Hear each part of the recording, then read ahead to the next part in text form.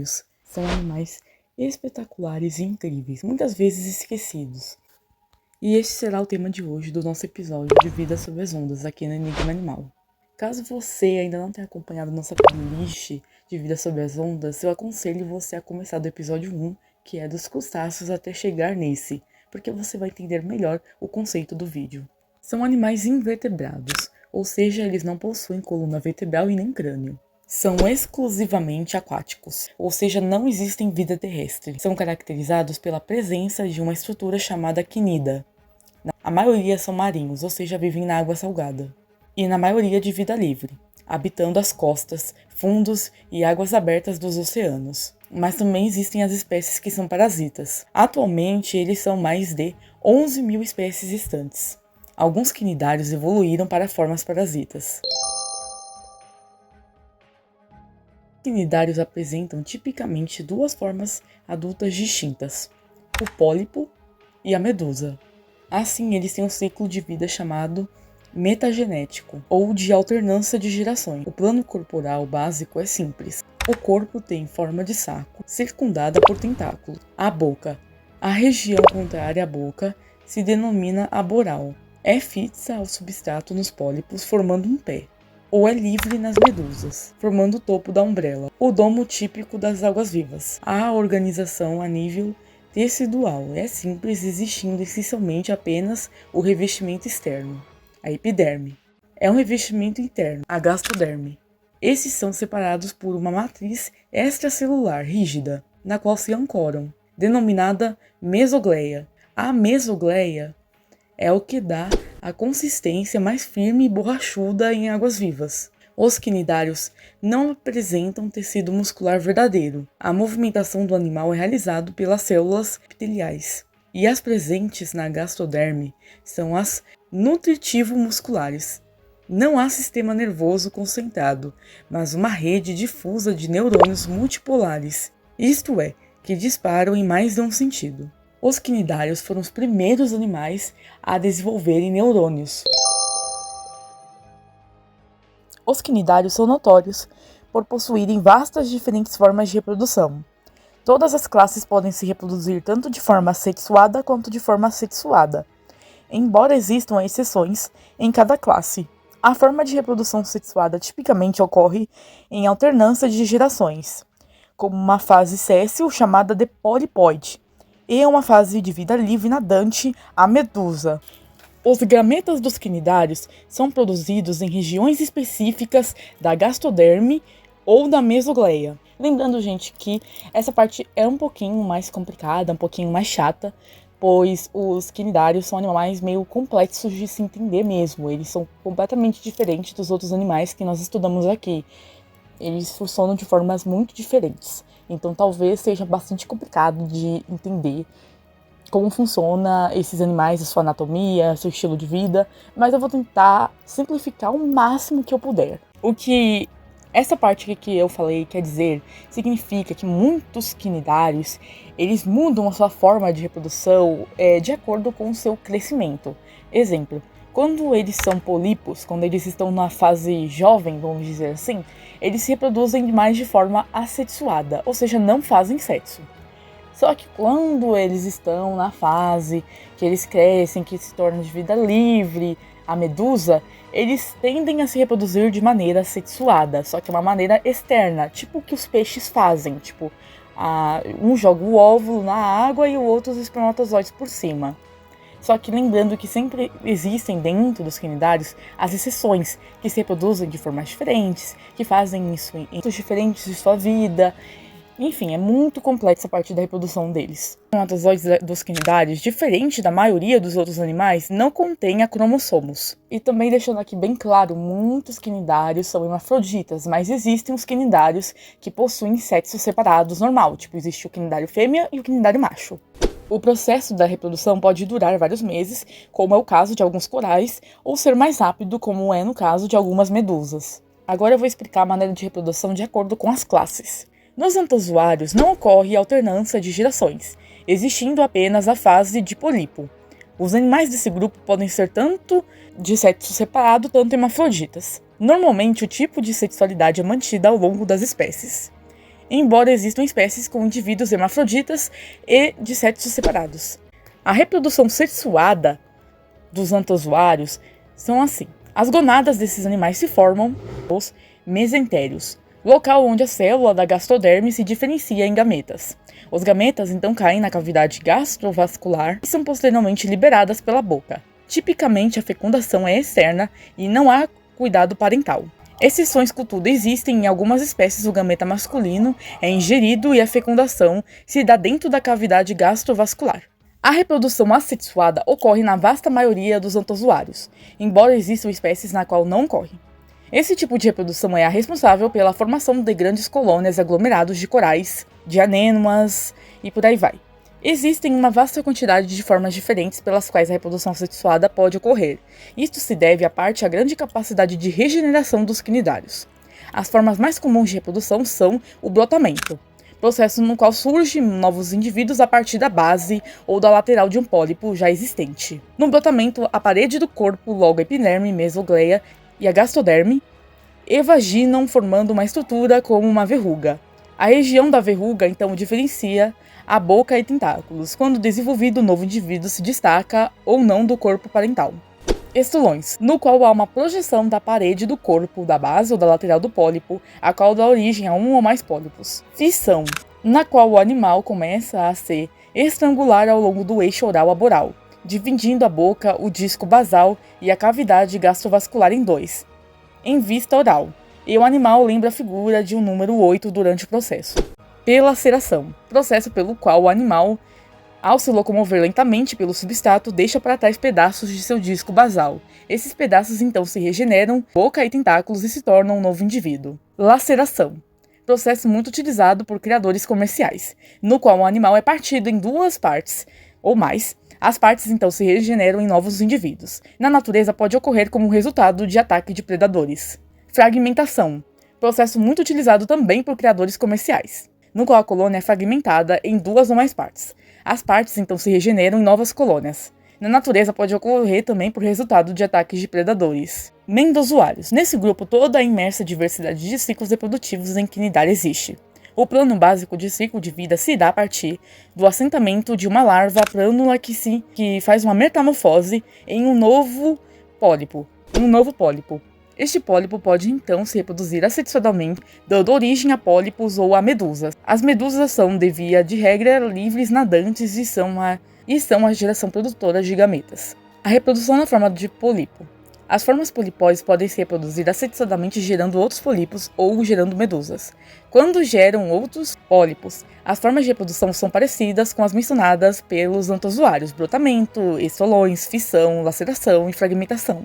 Além dessas, há a forma de reprodução chamada estrobilização, ou fissão transversal, responsável por produzir medusas. Na estrobilização, a porção oral do pólipo passa por um processo de reabsorção, até que finalmente faz uma metamorfose em uma medusa jovem, denominada éfira. A medusa, então, se destaca e ganha coluna de água. Cada pólipo pode gerar uma medusa apenas, como ocorrem em cubozoa, ou inúmeras como ocorrem em hidrozoa e sifizoa. Uma forma mais complexa de estrobilização ocorre em determinados grupos. Nessa forma, várias éfiras vão sendo formadas por sequências com os estágios mais iniciais do processo de estrobilização. Mais próximo da região aboral, assim o pólipo fica com a aparência de pilha de pratos. Já a reprodução nas medusas, a medusa é a fase gametogênica e é responsável pela reprodução sexuada. Os gametas se formam a partir das gonadas de origem endodérmica, embora em hidrozoários possa haver a migração para a epiderme. A fecundação pode ser externa, interna ou ocorrer dentro do corpo parental, podendo ou não haver incubação. Uma forma curiosa de reprodução para quinidários é a transferência direta de espermatozoides que ocorre em cubozoários e em alguns sifozoários. O resultado da fertilização é o embrião, que se torna uma típica larva plânula. A larva então se assenta e faz uma metamorfose em pólipo. A reprodução assexuada em medusas é menos comum, mas existem. Os principais processos de reprodução assexuada em medusas são, já mencionados, brotamento, a fissão, e ocorrem principalmente, se não restrito apenas a hidrozoários, mas sempre existem as exceções dentro de cada grupo, dentro de cada regra. Os quinidários, de uma forma geral, têm grande capacidade de se regenerar tecidos e partes do corpo, ou mesmo um novo corpo. Isto é particularmente evidente em diversas de suas formas de reprodução assexuada. Mostram isso, como a laceração do pé e fragmentação, bem como na contínua predação que sofrem. Por exemplo, os estifes de corais em seu ambiente natural. Dentre as formas de vida do filo, a forma polipóide apresenta maior potencial de regeneração. As formas de medusa regeneram tentáculos, braços e pedaços da umbela perdidos, mas em geral, numa magnitude menor do que pólipos. Já foram descritos a regeneração total de pólipos e de cubozoários, seccionados transversalmente, bem como a regeneração de medusas seccionadas e entre outros processos biológicos. Apesar de não se poder estender todo o conhecimento obtido para a Hidra, para outros quinidários, é razoável acreditar que os mesmos processos fisiológicos, em algum grau, são compartilhados por outros animais do filo. Vamos falar então sobre a regeneração da hidra. As hidras de água doce têm grande poder de regeneração, além de poder se regenerar completamente seu corpo caso partidas. A capacidade de regeneração é tão grande que ocorre mantendo a orientação dos eixos corporais seccionadas transversalmente ou em diagonal, uma ou mesma muitas vezes, dado um número mínimo de algumas centenas de células em cada pedaço. Se as células forem dissociadas e colocadas juntas, as hidras ainda conseguem se regenerar. Existem evidências fósseis para a regeneração dentro de grupos extintos de quinidários, como os rugosa. A regeneração inicial em hidra se dá principalmente sem novas divisões celulares. Quando há lesão, as células próximas ao local começam a migrar e a se diferenciarem em resposta à lesão. O fechamento de uma lesão transversal em total demora de 1 a 3 horas. A regeneração total da parte perdida pode demorar até 36 horas. Qualquer parte da coluna do animal pode regenerar um animal novo. Entretanto, o disco oral e pedal não conseguem regenerar. Eles foram os primeiros animais a apresentar neurônios. Apesar de não possuírem o sistema nervoso igual dos outros animais, o deles é de uma forma bem diferente, vamos dizer assim, de uma forma meio desorganizada. Eles são carnívoros. Eles têm um sistema digestivo incompleto, não têm ânus, e só se alimentam depois de eliminarem todos os dejetos. Ou seja, eles acabam comendo muito pouco, vamos dizer assim. Não possuem sistema respiratório, eles respiram diretamente pelas células. Agora vem minha parte favorita, que é falar sobre algumas espécies de quinidários. Quase todas as medusas vivem nos oceanos. A forma pode variar desde um disco achatado até uma pânula quase fechada, na margem livre deste disco, que podem ser lisa, fendida ou ondulada. As medusas ostentam coroas de tentáculos, ou células urticantes, que possuem os quinidócios, capazes de ejectar um minúsculo espinho que contém uma toxina, o nematocisto. Em algumas medusas, principalmente nos Scyphozoa, onde são mais desenvolvidas, a boca é chamada de arquetério, está munida de tentáculos, também com células urticantes, e por vezes um véu chamado manúbrio. As medusas usam este aparelho não só para se defenderem dos predadores, mas também para imobilizarem uma presa, como um pequeno peixe para se alimentarem. O corpo das medusas é formado por 95 a 99% de água, por isso que elas são chamadas de água-viva. A maioria dos tipos de água-viva tem alguma capacidade de reverter o envelhecimento e voltar ao estágio larval, mas perdem essa capacidade quando atingem a maturidade sexual. E não, as águas-vivas elas não dão choque. O que acontece é que quando uma pessoa toca em uma água viva, ela é envenenada pelas toxinas liberadas pelos tentáculos do animal. Os sintomas de um envenenamento por água viva são erupção cutânea, coceira, bolhas cheias de pus, vermelhidão ou escurecimento da pele, inchaço, edema, tacas urticárias, pápulas, bolinhas vermelhas na pele. E em alguns casos o ferimento pode causar dificuldade para respirar e engolir, dor no peito, cefaleia, câmbia, náusea e vômito, arritmia, reação alérgica fatal. Inclusive, as águas-vivas, elas podem te envenenar, inclusive quando elas estão mortas. Tipo, acontece em casos de pessoas que veem um animal morto ali na praia, na areia, e acabam tocando achando que não vão ser queimadas, mas elas acabam sendo envenenadas porque as células urticantes do animal, por mais que ele já esteja morto, essas células urticantes ainda estão vivas. Agora vamos para alguns exemplos de espécies. Medusa da Lua. A medusa da Lua é uma água-viva comum em todos os oceanos do planeta, principalmente águas costeiras. Elas são as únicas águas-vivas que se pode ter em aquários. Água-viva cabeluda. É uma espécie gigante de medusa. Podem atingir de 2 metros de diâmetro e seus tentáculos podem chegar a medir até 37 metros, o equivalente a um prédio de 3 andares. São encontradas no Atlântico Norte e no Ártico. Água-viva fantasma gigante. É a única espécie do gênero monotípico de águas-vivas de regiões abissais, com apenas cerca de 110 avistamentos em 110 anos. É uma água-viva raríssima, mas acredite-se que esteja espalhada por todos os oceanos, com exceção do Oceano do Ártico.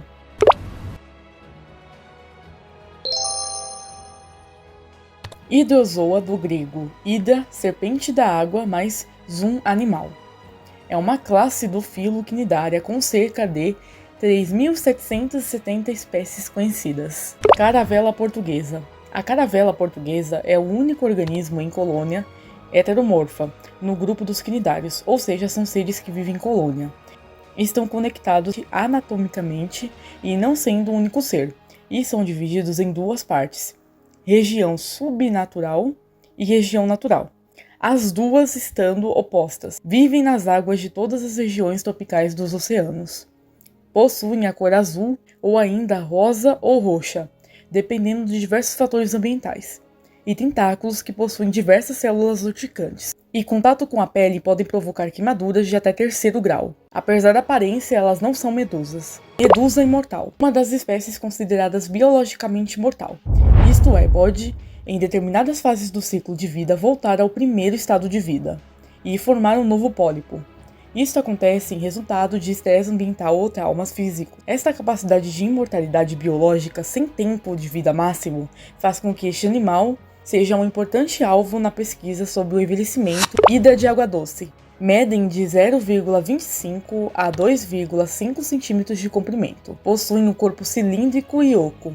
Em uma das extremidades deste está localizado o pé e na outra a boca, rodeada de tentáculos. Este animal recebe o nome de pólipo simples. Vive em água doce, preferencialmente em águas frias e limpas. Presa por uma extremidade a uma rocha ou vegetação aquática. Tem cor verde, parda ou cinza. As hidras são animais vágeis que se locomovem ao longo das superfícies que ocupa. Do grego anthus, significa flor, mais animal, ou seja, flor animal. Os antozoários é a classe do filo Cnidaria, que inclui os corais e as anêmonas do mar, sendo a maioria da classe dos cnidários, contendo mais de 6.000 espécies. Os antozoários se diferenciam do restante dos cnidários por terem uma vida inteiramente séssil, ou seja, eles quase não saem dos lugares e estão sempre fixos ao substrato marinho. Eles não possuem um estado livre de medusa. Anêmona do mar. São um grupo de animais sésseis predatórios. Elas foram nomeadas assim por causa da anêmona, que é uma flor terrestre. Elas utilizam seus tentáculos para capturar alimentos. Você pode ter algumas espécies como animal de estimação, em aquários, principalmente para fazer companhia para os peixes palhaços, já que elas são extremamente essenciais para eles. Mas elas são muito caras. No mínimo, você vai pagar R$1.000 para ter uma. Coral. Segregam um exoesqueleto calcário, ou de matéria orgânica. Ao contrário das anêmonas, que pertencem à mesma classe, os indivíduos adultos são pólipos individuais ou coloniais, e encontram-se em todos os oceanos. Você também pode ter algumas espécies de corais como animais de estimação. Do grego kibos, um cubo, mais animal, ou seja, cubo animal, que inclui os animais chamados de cubozoários, ou cubo-medusas. Originalmente era agrupada como uma ordem dentro da classe Scyphozoa. Cubozoa foi elevada ao status de classe uma vez revelada a magnitude das diferenças entre ela e os outros grupos dos cnidários. Uma das principais diferenças entre as cubozoa e as medusas é que elas possuem os olhos complexos, que enxergam como uma câmera com lentes. Vespa do mar é a maior dos cubozoa. São encontradas nas águas dos oceanos Pacífico e Índico, confinada à área de distribuição de suas presas, principalmente na costa norte da Austrália e sudeste asiático, em clima tropical e subtropical, considerada como a água-viva mais letal do mundo. A quantidade de veneno em uma espécime adulto é suficiente para matar 60 humanos adultos. É um dos animais mais venenosos do mundo, se não mais. Ela tem tentáculos de até 3 metros de comprimento, cobertos com milhões de nematocitos, organelas urticantes que, ao serem tocadas, liberam dardos microscópicos, que injetam um veneno extremamente doloroso e poderoso. Embora a maior parte dos incidentes com a vespa do mar não exigirem a hospitalização, dependendo da área afetada ou do número de picadas, ela pode resultar em dores extremamente fortes, extremamente dolorosas, sensação de pânico e taquicardia, e até mesmo a morte em poucos minutos. São encontradas em tamanho adulto, principalmente no oceano, mas também habitam as águas salinas, rasas e turvas e são encontradas no interior, em rios de água doce e em canais de mangue. Durante as tempestades fortes, elas se movem para águas mais profundas, onde a água é calma para evitar danos aos tentáculos. Habita rios rasos durante a estação reprodutiva e durante o desenvolvimento de pólipo, até a fase de uma medusa adulta. Uma vez que as jovens medusas amadurecem, elas seguem do rio até o mar. Esse foi o episódio de hoje. Eu espero que vocês tenham gostado do vídeo. Deixe o like caso vocês tenham gostado. Se inscreva no canal, compartilhe esse vídeo. E coloque aqui nos comentários qual foi a classe de quinidário que você achou mais interessante. É surpreendente saber que as águas-vivas e os corais são do mesmo filo. Bom, é isto. E fui até o próximo vídeo.